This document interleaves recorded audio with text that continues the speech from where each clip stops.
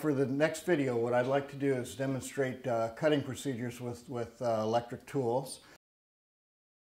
The first thing you're going to do is measure and draw a line to decide how much of the piece you want to keep. And let's just say for the moment, this is totally arbitrary, but let's say I want 10 inches.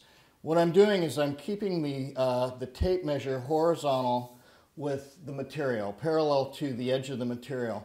If I went at an angle this way, then I'd get a different dimension than if my tape stays parallel, the same dimension away here as it is here.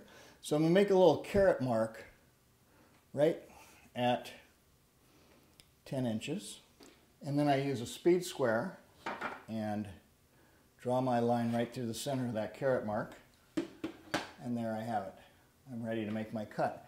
Let's use this 110 powered skill saw, and I don't have it plugged in at the moment, but what I'd like to do is point out what happens when you make a cut. I'm pulling back the safety guard here to show you the blade thickness and the blade teeth.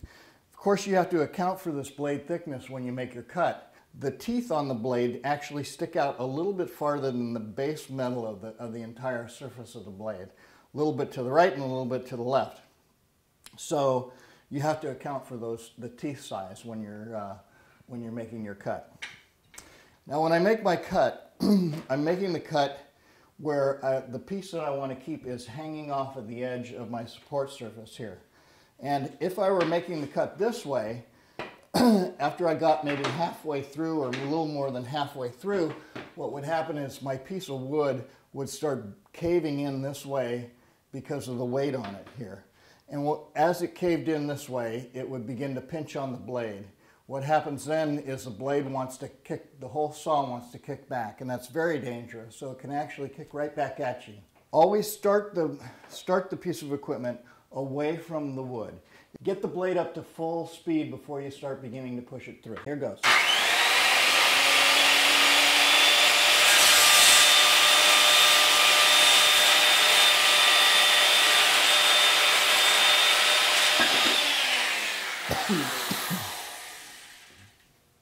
Now we can measure, and we do find that it is 10 inches.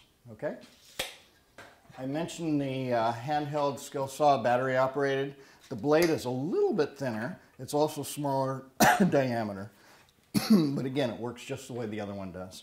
Battery packs are rechargeable and can be used in a variety of different tools. Now we're going to use the chop saw. This is probably the biggest, heaviest tool you'll use. Again, it makes very accurate cuts. It has a turntable here so that you can make angle cuts, but most often we're just making regular cross cuts. So what I'll do is I've taken a random piece of wood here.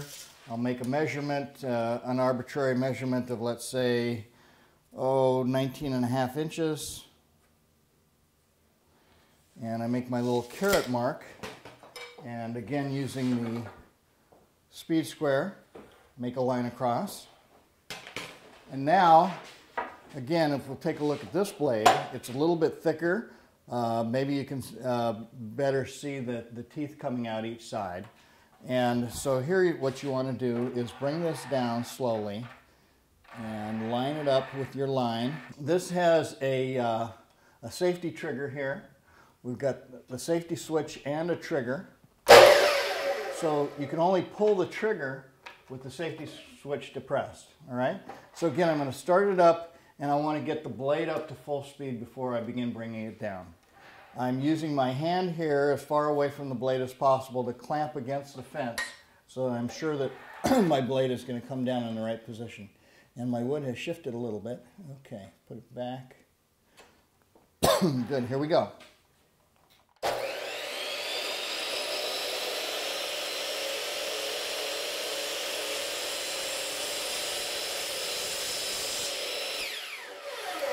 And the saw has an automatic brake on it so that when you let go of the trigger, it'll slow the blade down pretty quick.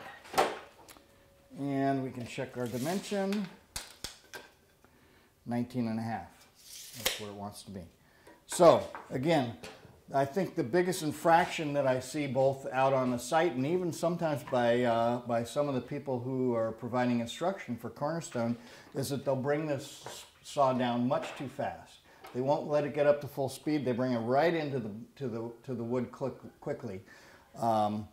Yes, it'll cut that way, but no, it won't last as long. So again, to get the most out of your tools and equipment, do it the right way. Get it up to full speed. Bring it down very slowly through the wood. Okay, this is the power drill and power screwdriver. It has a number of different settings. It's got a slow setting here, which is number 1 for screwing. It's got a faster setting, number 2, for drilling. And then it has a forward and reverse switch here. So this is in reverse. Whoops, forward, I mean. That's reverse. And that's forward. And then it also has a variable speed trigger. So if I pull it slowly, you know, in a little bit, it'll move slower. And of course, it speeds up as I pull it in faster. This has a little magnet here, so I've dropped a couple of screws on there to be able to hold my screws for me, so I don't have to hold them in my hand or my pocket. So I'm putting on a Phillips head screw onto the end of the screwdriver, and it really holds pretty well, but I may actually need to hold the screw just to get it started a little bit. And there I'm using the trigger just a little bit.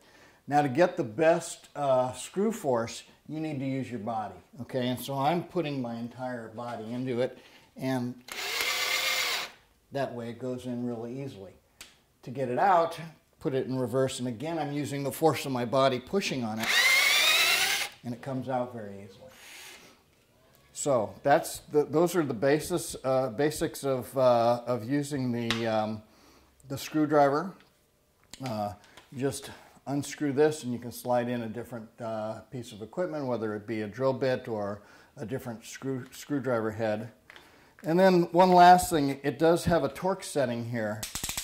So if I put it at the lowest torque setting,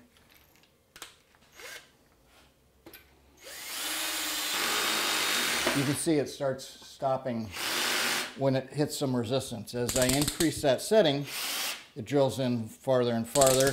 And of course, if I put it all the way to the top, then it just pulls right into the wood itself. Okay? So those are the basics of using the power screwdriver, power drill, power screwdriver, and you'll have opportunity to do that throughout the Cornerstone class.